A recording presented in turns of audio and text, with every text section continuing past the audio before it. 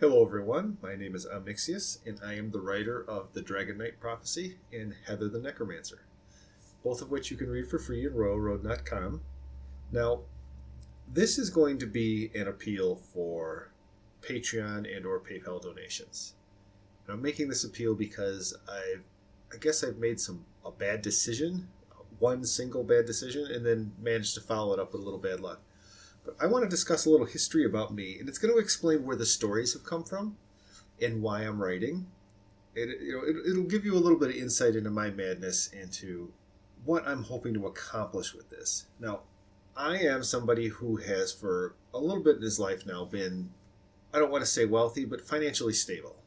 I own my house. I own an actual horse farm with a decent amount of land and a beautiful show barn. It's an enormous barn with an indoor riding arena and a lot of nice features. But I don't actually use that. I rent that out to other people. And what's really been going on in my life recently is that, America and a lot of us out there are struggling. And horses are an expensive luxury. It's something that when you don't have a lot of money, you don't even consider. I'm sure many of you understand this. When money is tight and you don't have a lot of money, there's a lot of luxuries you do without. So I normally rent this out, and we had a lovely couple who were in there who were working very hard. They loved animals, and they had a fairly solid business going. And this income from this property is what was our income. It's what, made our lives. And the wife had a little side thing that she did that was making a decent amount of money. And my primary job was, I was basically just the caretaker of the land. I fixed the fences, I mowed all the lawns, I did all the painting. I did all the work that kept the house and the farm up to spec. So ultimately what happened though is the gentleman who was running the barn and doing all of their actual horse work had a heart attack and ended up in the hospital. Because the wife and I are kind-hearted and maybe foolish, might be a better word, we started giving them breaks in their rent and then ultimately started letting them skip rent because they, in an effort to keep their business open, they hired another gentleman to run the farm for them, and this guy did a terrible job. They started losing customers. They started losing a lot of their income streams because this guy was just an asshole. Is the best way I can put it.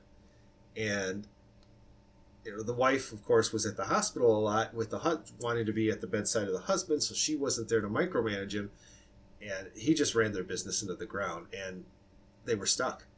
I didn't want to kick them out. The wife didn't want to kick them out. They had been wonderful people up until this point, so we decided to try to buy them some time. I went back to work. I went out and got a job. So now I'm supporting my renters and my wife. Yeah, at this point. So I'm working, and my wife gets sick. She develops a diabetic condition called Charcot, which ultimately left her bedridden, she couldn't get up, she couldn't walk, she couldn't stand, so she couldn't feed herself, she couldn't bathe herself, that sort of thing. The job I started didn't have medical insurance, and we weren't paying for it at the time, so I got put in a really bad place where there was nobody to care for my wife. Her family's all in Europe, my family is all 3 states away. We live on a remote, isolated farm, so it's not like the neighbors can stop by easily. I had to quit my job and take care of the wife. There was care that needed to be done for my wife almost every single hour. So that's what ended up happening, and I ended up carrying us and the people in my barn, my renters, on my credit cards. And this was my big mistake. So ultimately what's gone on here is all of this stress and this pressure started to build up, and I needed a release. I needed some way to, as the one who likes to have everything stable and everything in a perfect organized fashion, I was having a meltdown. And, because I'm watching the credit cards get out of control, I'm watching all these other things go bad. I found a lovely woman on the internet by the name of Kelly Rice who had a video about writing and her writing process. And in the course of watching her videos, I realized that I wanted to write. And I sat down and I started writing the Dragon Knight Prophecy. And I wrote book 1 of the Dragon Knight Prophecy in less than 2 weeks. The reason I did this so quickly is because it became my therapy. I was pouring my emotions, my stress, my anger and frustration into the story. And that's what brings that world and those characters to life, is all of that tension. Now, I wrote 3 books of the Dragon Knight Prophecy, and at that point, as I was finishing book 3, I thought, I wonder if I could sell one of these. I wonder if I could actually get one of these published, and that could be an income source. Because right now, there is no income source. So I looked for agents. I ended up having to make a big spreadsheet because of the sheer volume of agents I sent it to. No one was interested. I sent it to a few publishers directly because they would accept submissions from unagented authors. They weren't interested. I was really at a low point at that point. I felt like I had been now I've been rejected by everybody. I felt terrible. And then a friend of mine recommended Royal Road. So I thought, I would rather people were reading my story than it just be something sitting on the computer that no one will ever see. So I threw it up on Royal Road, and I got a lot of feedback, and it got a lot of attention, and I got a lot of feedback, and I discovered something else that I really love. I love having an audience. I love having people to interact with to read my story. When you invest so much of your heart and your energy into a story, and then somebody comes along and says, I really like this, in a way I feel connected to that person, because what they're approving of are my emotions in a way. So I discovered that I really loved this, and I wanted to tell more and more and more of this story. So I embarked on this whole process of writing the Dragon Knight and just continuing it on, getting out all the books and things that I've written. And if you look, I've got 1,700 plus 1,700 plus pages of the Dragon Knight out. It really became my focal point of my life, and it was the thing keeping me sane. It was absolutely necessary for me to have this story to stay sane. So, but in the course of being on Royal Road, I discovered something else I didn't know. And that was, there's a whole genre of writing called the literary RPG that I had never heard of before. And I started reading Metaworld Chronicles and then a little bit of Everybody Likes Big Chests. I didn't get too far into that one because I discovered The Wandering Inn. And that one I got hooked on.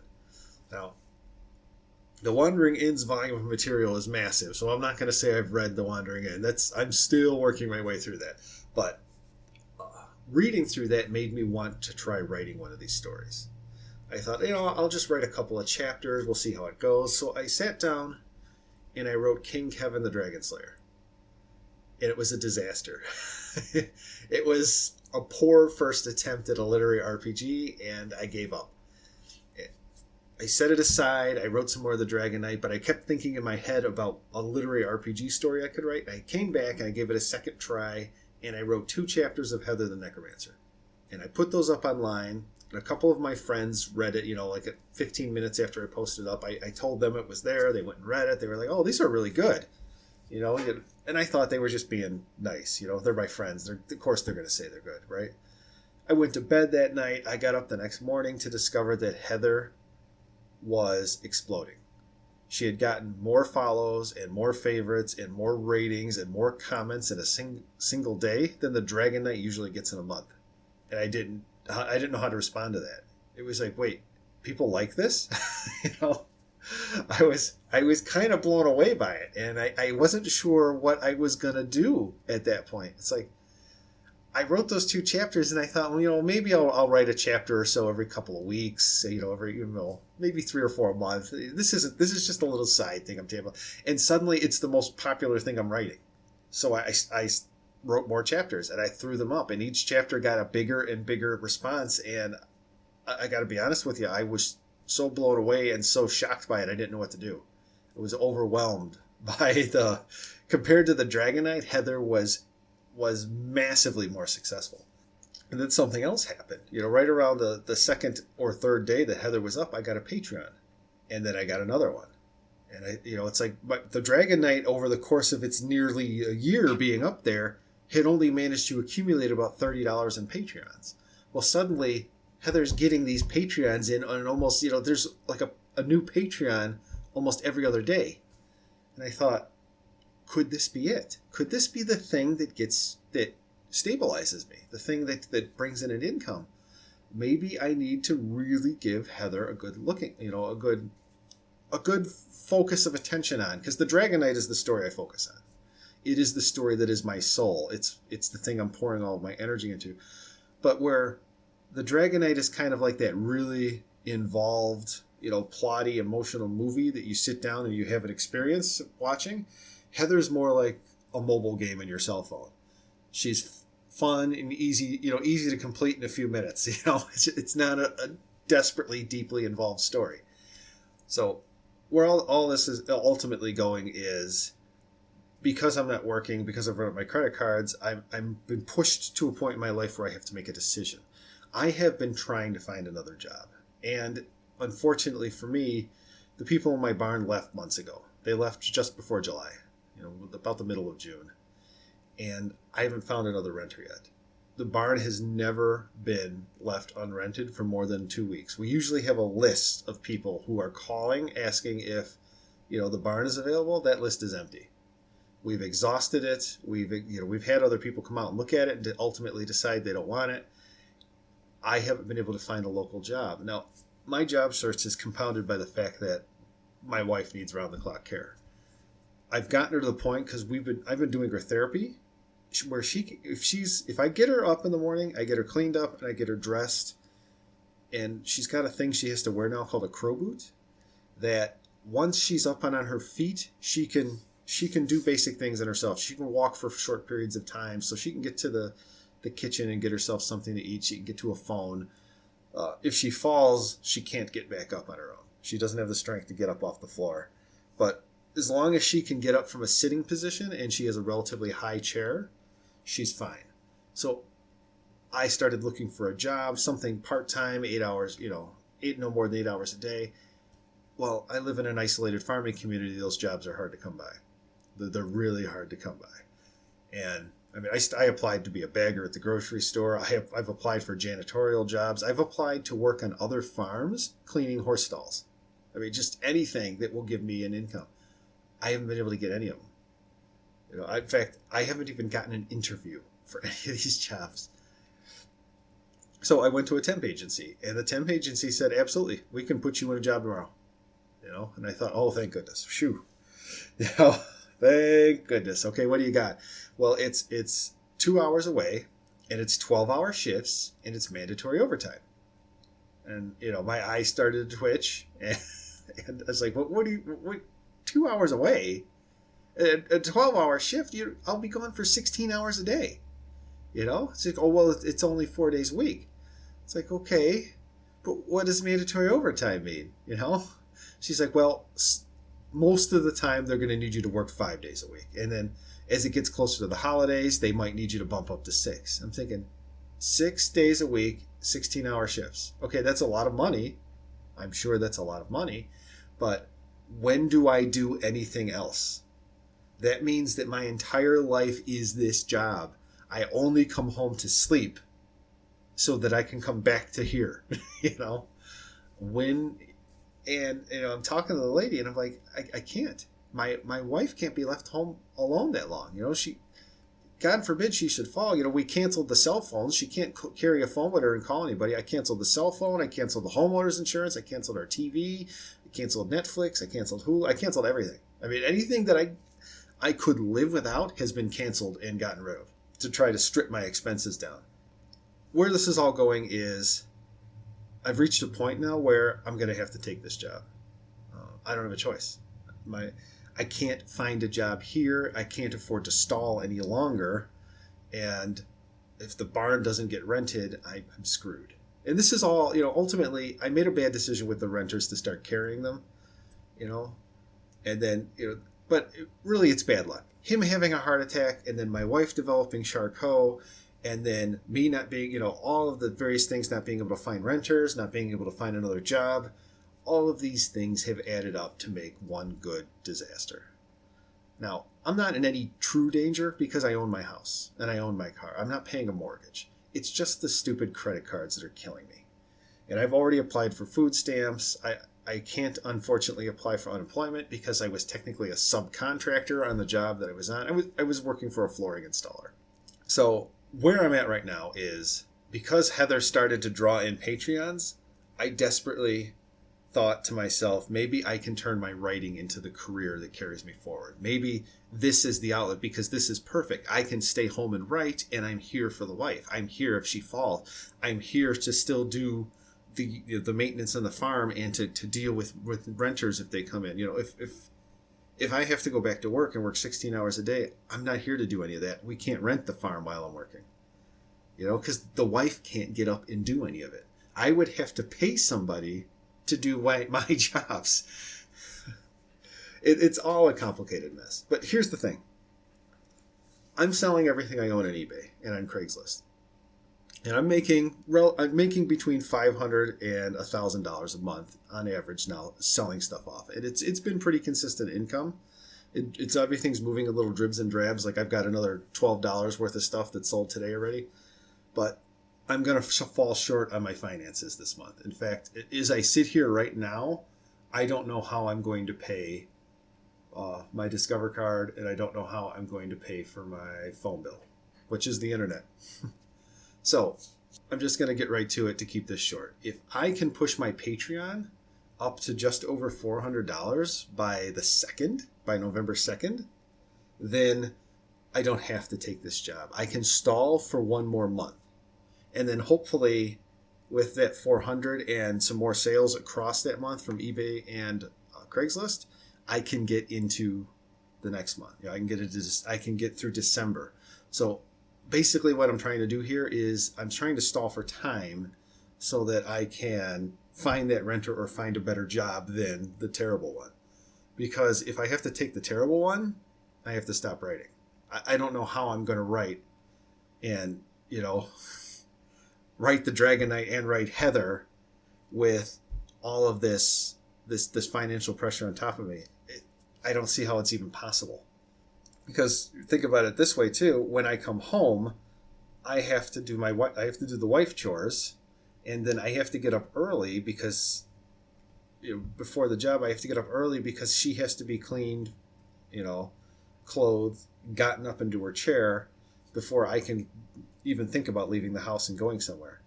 So I have to meet certain measures, but this month I'm going to end up short about $400. So if I can cover that, then I'm not going to be pressured into taking this job. If somewhere around the third, though, I basically set myself a deadline, a soft deadline of saying you have to the third or the fourth before you have no choice. You have to take this job. And that is a horrible, horrible thing. And I feel bad even saying this. I feel bad making this recording. I hate it when my YouTubers or my Twitch streamers start venting about their problems and how they need donations. I hate that. And yet here I am doing it. But at the same time, I have to stop otherwise. So this is my plea. And another thing too, I could just tomorrow, in 15 minutes from now, something could sell on Craigslist that gives me a big infusion of cash. I've got things on Craigslist for $800 or more. So one of those big things could suddenly sell, and I'll get that big infusion of cash, and then I'll be fine for a month. But as it sits right now, because I'm so close to the wire, it's the 28th, and I have bills that are due on the 2nd. Because I'm so close to that wire. If you have the free cash and you could afford to do it, please consider donating. If you don't have the free cash, and you can't afford to do it, do not consider donating. Absolutely do not do it, because you need to take care of yourself first. I've learned this lesson the hard way. You need to take care of yourself first. Anyway, that's my appeal. That's my spiel. I have been told that it is possible to work at this place part-time, but that they're going to take full-time people first. So, if I have to go to this route, I'm going to try to get in part-time initially, and if I can't, then I'm just going to have to go full-time. And what will likely happen is I'll end up having to work there a month or two to blow my credit cards out and put some money in the bank, and then maybe I can quit and then try to find another job again while I'm falling back into debt. I don't know what I'm going to do. Briefly here, I started to think that the writing was going to be my path out. When I started getting Patreons from Heather, I really got excited, and I thought maybe this is the way forward, maybe. And I would love for it to be the way forward because I love writing the stories. I love writing them both. Actually, I would write 3 stories if I could squeeze the time in. But we're done rambling. This has gone on too long. Thank you all, and you have a good day.